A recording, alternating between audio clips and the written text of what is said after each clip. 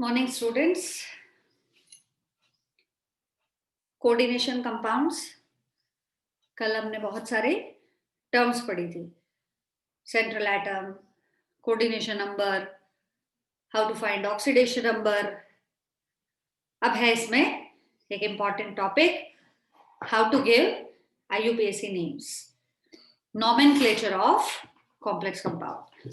पहले हम रूल पढ़ रहे थे, कौन कौन से रूल्स फॉलो करने पड़ेंगे for giving name to the complex compounds. Rule पूछेंगे नहीं हमको, लेकिन रूल पढ़ेंगे तो ही हमको नेमिंग करना आएगा। क्लियर? सबसे पहला rule, naming of complex compounds.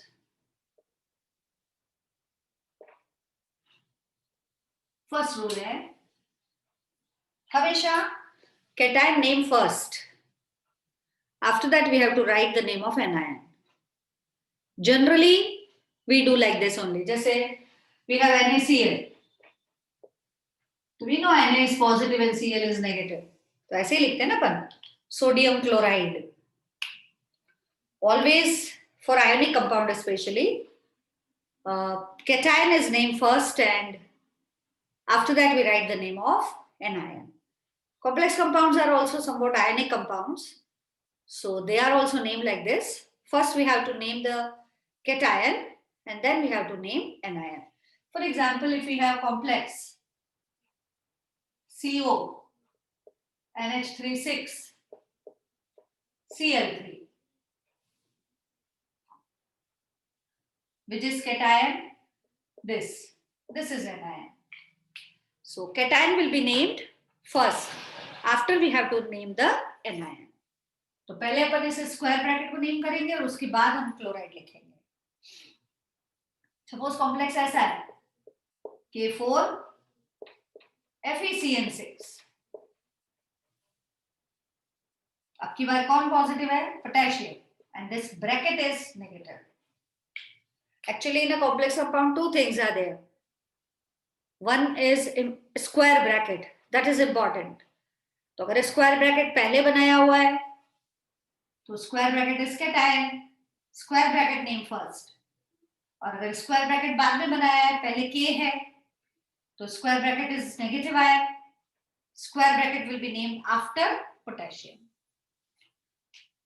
So first general rule for naming ionic compound is we have to write the name of cation first, after that we have to write the name of anion. ठीक है? अब सवाल ये आता है, इसका नाम तो आता है बाहर, जो एनायन होगा, क्लोराइड होगा, ब्रोमाइड होगा, सल्फेट होगा, हाइड्रोक्साइड होगा।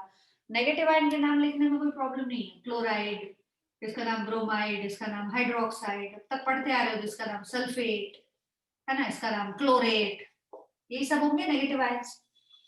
So negative ions will be named as such. We are writing for simple ionic compounds: chloride, bromide, iodide, hydroxide, sulfate, chlorate, perchlorate ion. So many anions are there. और आगे जो है cation, जैसे ये K है, K plus होगा तो K plus को आप पोटेशियम बोलोगे, Na प्लस को सोडियम, NH4 प्लस हुआ तो अमोनियम, है ना, H प्लस हुआ तो हाइड्रोजन आयन। पॉजिटिव आयन को भी नेम लिखना कोई डिफिकल्ट नहीं है, तो सिंपल हम लोग यूज करते हैं, वही लिखना है। सवाल ये आता है, हाउ टू गिव नेम या how to write name for square bracket. इसका नाम करना आना चाहिए। स्क्वायर ब्रैकेट में दो चीजें हैं, first is metal and second is ligand. हम सीखते हैं दोनों को कैसे नेमिंग करना है, पहले किसको करना है, बाद में किसको करना है। ब्रैकेट को नेम करना सीख रहे हैं हम, स्क्वायर ब्रैकेट, जिसको आप बोल रहे थे coordination sphere, coordination entity. How to write name of coordination entity? How to write name of coordination sphere?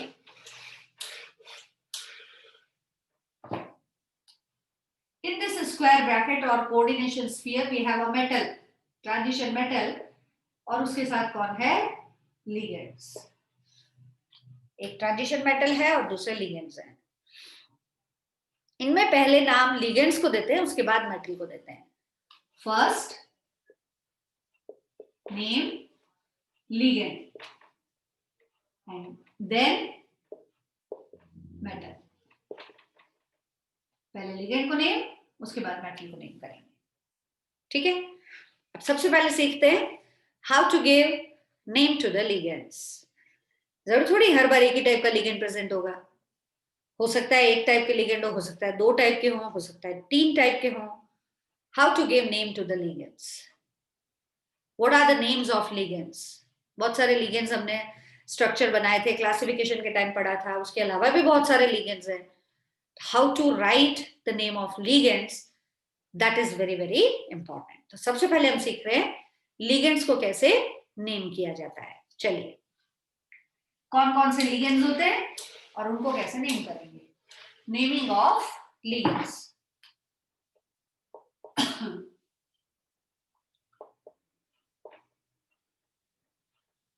सबसे पहले आते हैं न्यूट्रल लिगेंड्स, जिन पे कोई चार्ज नहीं होता है.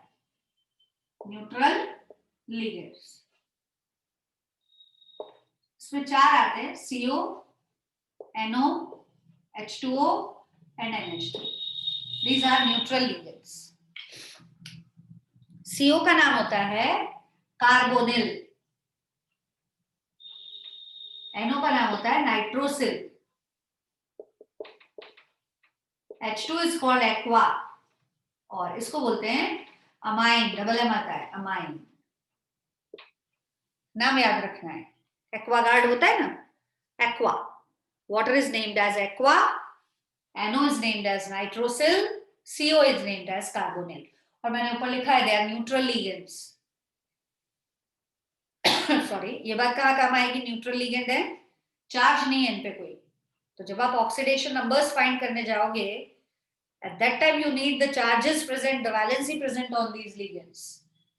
तो पता होना चाहिए कि CO न्यूट्रल होता है, NO no charge, water neutral we know its name is aqua and amine का नेम है, सॉरी NH3 का नेम है अमाइन. इनके अलावा न्यूट्रल लिगेंड होता है EN. इसका नाम ethane 1,2 diamine. Ethane 1,2 diamine, EN. याद है ना. CH कैसा था EN? CH2NH2, CH2NH2. इसका नाम है EN. डाइडेंटेट लिगेंड, नाम होगा इथेन 1,2 डायमाइन. फिर है PN, propane 1,3 diamine. Propane 1,3 diamine. 3 carbon होंगे और 2 NH2 ग्रुप होंगे. ऐसे प्रोपेन 1,3 डायमाइन. तीसरा PTN, प्रोपेन 1,2,3 ट्रायमाइन. 1,2,3 ट्रायमाइन. ये सारे कैसे लिगेंड्स हैं? न्यूट्रल लिगेंड्स हैं. इन पे कोई चार्ज नहीं होता है. अगर कहीं पे कॉम्प्लेक्स कंपाउंड में EN लिख के दिया है तो आप उसको क्या लिखोगे? Ethane 1,2 diamine. PN लिखा है तो propane 1,3 diamine. PTN means 1,2,3 propane 1,2,3 triamine. What type of ligands they are? They all are neutral ligands. ये सारे neutral ligands हैं. So this way we have to give the name to the neutral ligands, and as they are not having any charge, while calculating oxidation number, their charge will be considered as 0. अब आते हैं कुछ anionic ligands जिन पे negative charge होता है. Anionic ligands में नाम के पीछे O लगा के एंड करेंगे.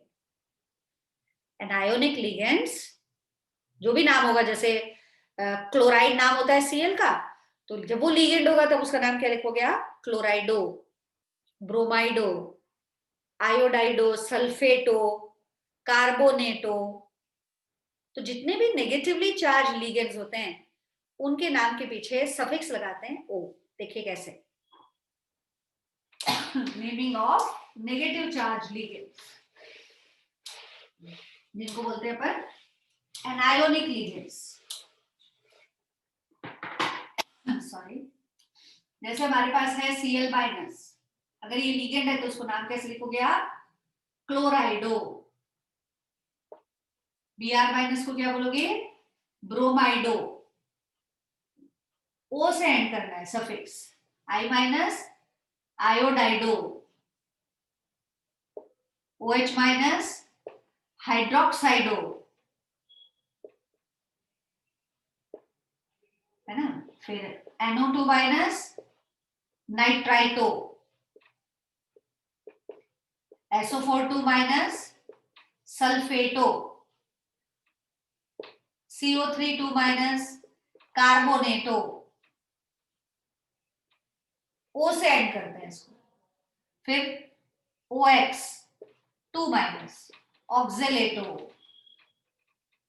इसको कभी ऐसे भी लिखा होगा, कभी ऐसे भी लिखा होगा, C2O42 माइनस। क्या नाम है इसका?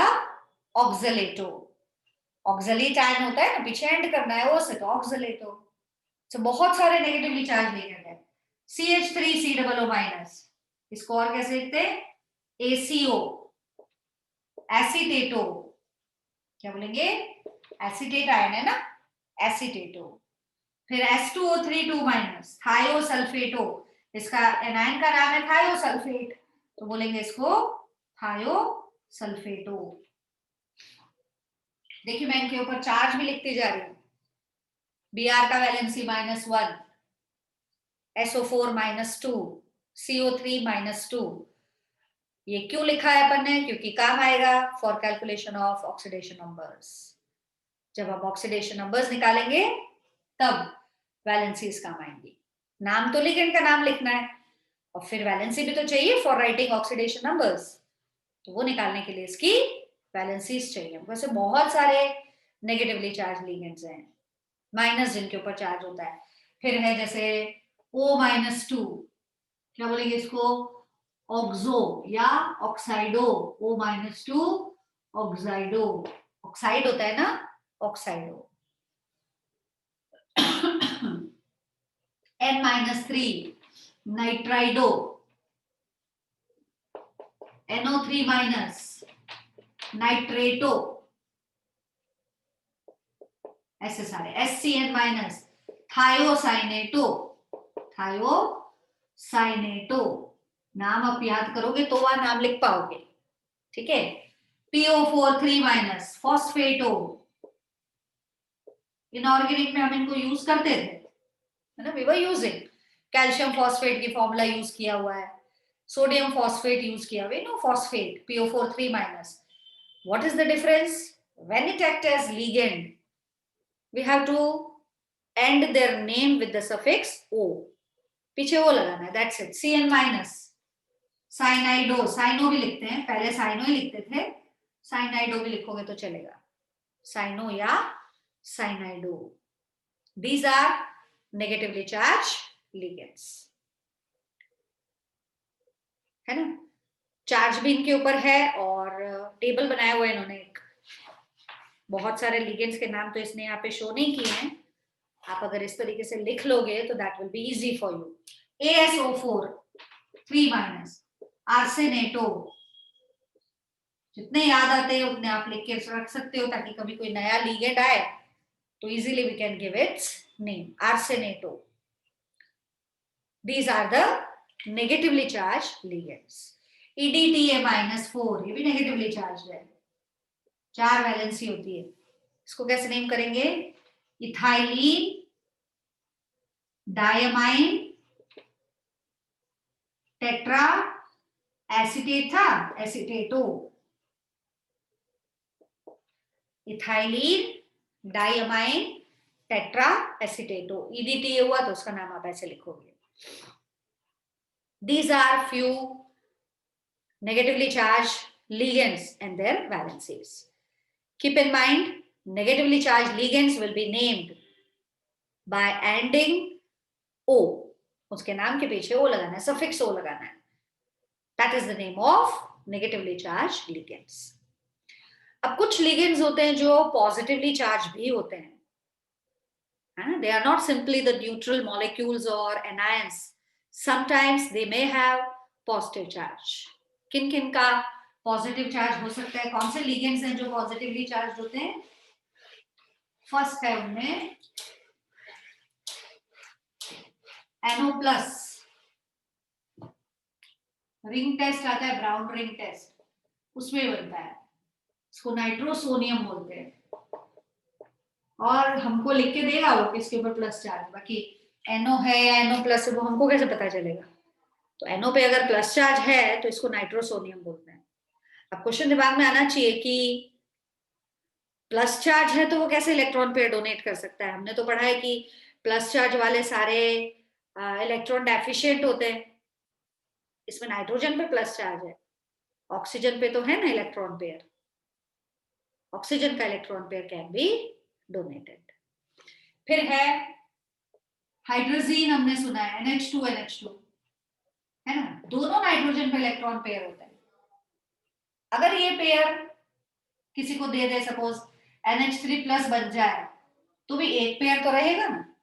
This act as ligand, positively charge ligand, इसका नाम होगा हाइड्रोजीनियम।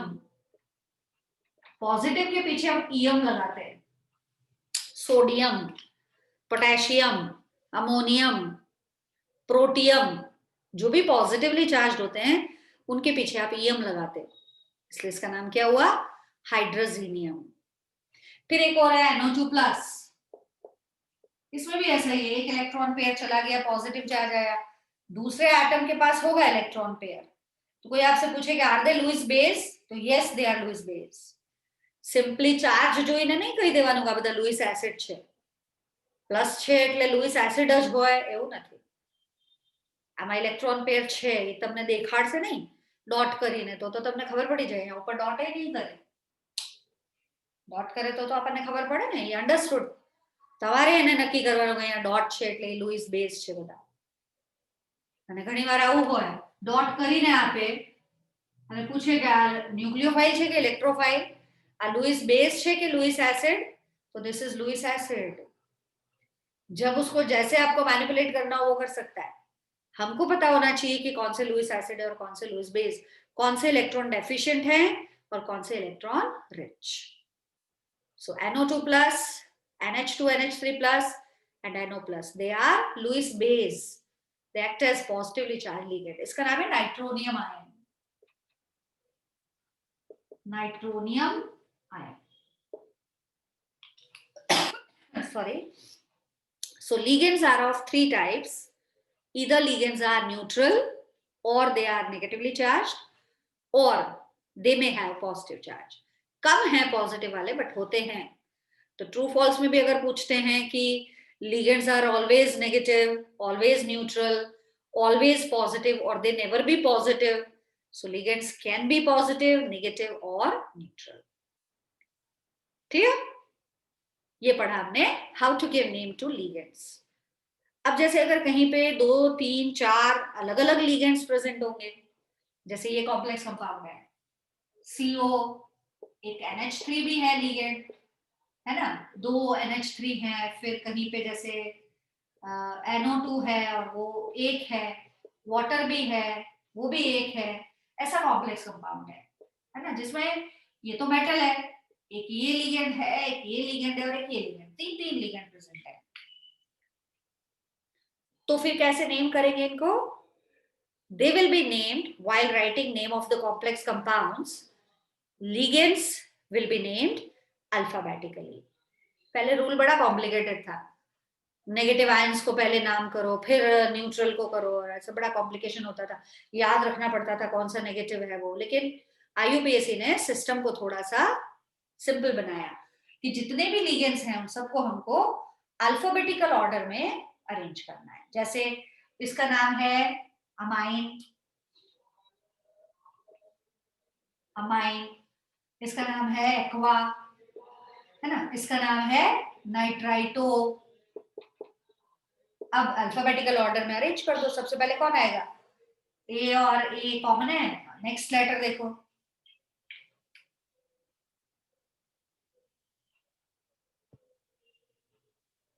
एम पहले आएगा। पहले किसको नेम करोगे? अमाइन, फिर किसको नेम करोगे? एक्वा, फिर किसका नाम लिखोगे? नाइट्राइटो। तो if more than one type of ligands, more than one type या kind of ligands are present, ligands are present, then they will be named alphabetical order. They will be named in alphabetical order. In alphabetical order. Clear? एक ही type का ligand है तो कोई problem नहीं है, लेकिन एक से ज्यादा टाइप के लिगेंड अगर प्रेजेंट हैं तो आपको उनको अल्फाबेटिकल ऑर्डर में अरेंज करना है. Clear? Next important thing, suppose एक से ज्यादा सेम टाइप के लिगेंड है, जैसे यहाँ पे बाहर 2 लिखा हुआ है ना, तो इसको कैसे नेम करेंगे? Diamine. कैसे लिखेंगे? Diamine. और वो डाई का डी अल्फाबेटिकल ऑर्डर में नहीं लेना है, डाई का डी अल्फाबेटिकल ऑर्डर में नहीं लेना है. हमको अल्फाबेटिकल ऑर्डर में सिर्फ लिगेंड्स के नाम लेने हैं. अगर 2 हैं और हम आगे डाई लगा रहे हैं, 3 है तो ट्राई लगा रहे हैं, 4 है तो टेट्रा लगा रहे हैं, तो टेट्रा वाला टी, ट्राई वाला टी और डाई वाला D, they are not considered in alphabetical order. We have to consider only their names while writing alphabetical order, while considering alphabetical order. जैसे एक ही टाइप के एक से ज्यादा लिगेंड अगर प्रेजेंट हैं तो क्या यूज करेंगे हम? जैसे यहाँ पे लिखा है CONH3 और बाहर लिखा है Cl3, तो क्या लिखोगे इसके लिए? हेक्सामाइन. क्या लिखेंगे? हेक्सामाइन. 6 है तो हेक्सा लिखेंगे. अगर कहीं पे 2 हुआ तो डाई लिखेंगे. 2 लिगेंड सेम टाइप के हुए तो डाई, 3 होता है तो ट्राई, 4 होगा तो टेट्रा और 5 होगा तो पेंटा, 6 हुआ तो हेक्सा. 6 से ज्यादा नहीं हो सकते. और एक बात ध्यान रखनी है, डाई का डी, ट्राई का टी अल्फाबेटिकल ऑर्डर में कंसिडर नहीं करना है. क्लियर? नाउ कुछ लिगेंड्स हैं उनके खुद के नाम में डाई ट्राई आता है.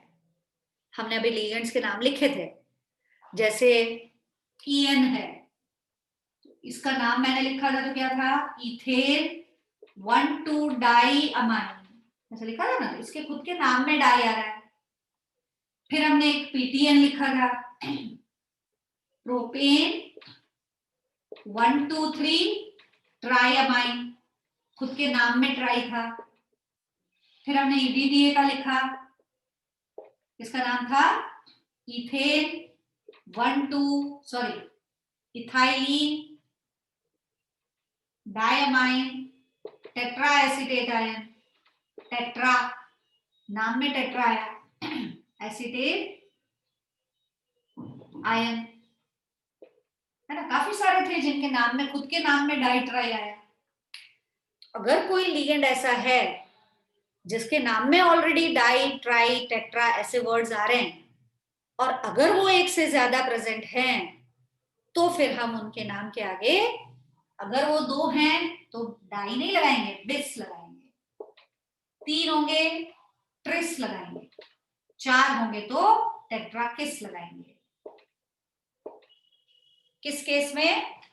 For this kind of ligands already લિગેન્ડના નામમાં ડાઈ ટ્રાઈ આવે છે ઓલરેડી, તો પછી પાછું જ્યારે ઈ બે પ્રેઝન્ટ હોય તે પાછું ડાઈ નહીં લગાડવાનું. એના નામમાં ડાઈ છે ત્યારે પછી એને શું લેવાનું? બેસ ट्रेस टेट्राकिस. जैसे अगर कॉम्प्लेक्स ऐसा लिखा है COEN थ्राइस है ना, और फिर यहाँ पे Cl3 लिखा हुआ है. अब हमको इसका नाम पता लग गया, ईएन है वो इथेन 1,2 डायमाइन है, तो अब ये 3 प्रेजेंट है तो हम ऐसे नहीं लिखेंगे ट्राई इथेन 1,2 डायमाइन. नो, क्या लिखोगे? ट्रिस इथेन 1,2 डायमाइन, क्योंकि इनके खुद के नाम में डाई आ रहा है इसलिए आगे क्या लगाओगे आप? ट्रिस. अगर ये 2 प्रेजेंट हुए बाय द वे ऐसा हुआ EN ट्वाइस પછી Cl2 અને પછી બાર એક Cl, આવું કોમ્પ્લેક્સ છે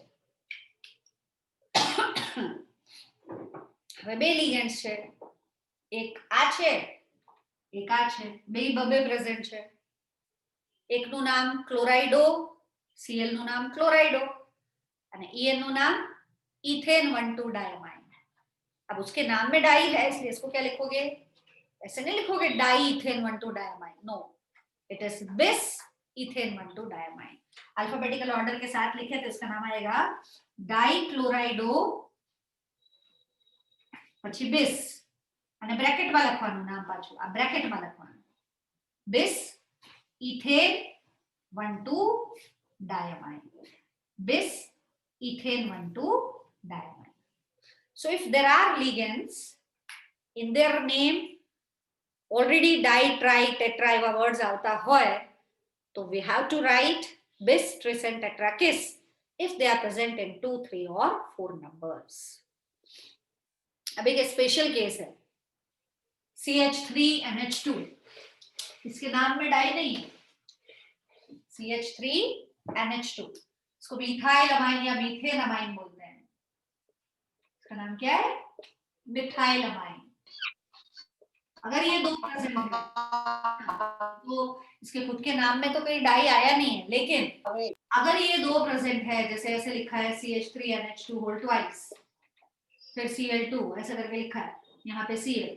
अब इसका नाम क्या लिखोगे? Is it dimethylamine? No. इसकी केस में बिस लगाते हैं, बिस मिथाइल अमाइन. क्यों भाई? इसको स्पेशल ट्रीटमेंट मिल रहा है, इसके तो नाम में डाई नहीं है फिर भी इसके लिए बिस लगा रहे हैं. क्योंकि अगर अपन ने डाई लगा दिया, डाई मिथाइल अमाइन लिख दिया, तो डाई मिथाइल अमाइन तो कोई और कंपाउंड हो जाता है. डाई मिथाइल अमाइन आउट થઈ જાય, NHCH3 આઉટ થઈ જાય. કન્ફ્યુઝન થોડું હોવું જોઈએ. એટલે CH3NH2 ના કેસમાં ભલે ડાઈ નથી એના નામમાં, પણ ઈ જ્યારે 2-3 પ્રેઝન્ટ હોય તો એના માટે પણ बिस, ट्रिस અને ટેટ્રાકિસ લગાડવાનું. એટલા વસ્તુ લિગેન્ડ્સ માટે રૂલ્સ તમારે યાદ રાખવાના. નેક્સ્ટ ટાઈમ જ્યારે લેક્ચરમાં આવો ત્યારે લિગેન્ડ્સના નામ એના ચાર્જ સાથે યાદ હોવા જોઈએ. ઓકે, એના પછી જ આપણે નેમિંગ કરી શકશું. હજી મેટલના નેમના રૂલ્સ બાકી છે, એ પૂરું થઈ જાય પછી આપણે नेमिंग स्टार्ट करसूं. Very important. विदाउट नेम आगे क्वेश्चन सॉल्व नहीं कर पाओगे आप. बहुत सारी चीजें हैं. So remember the name of the ligands as well as their charges. Okay बेटा, बाकी का अपन मंडे करेंगे, इसलिए आप याद करके आइएगा, भूल के नहीं आना है. Okay, bye.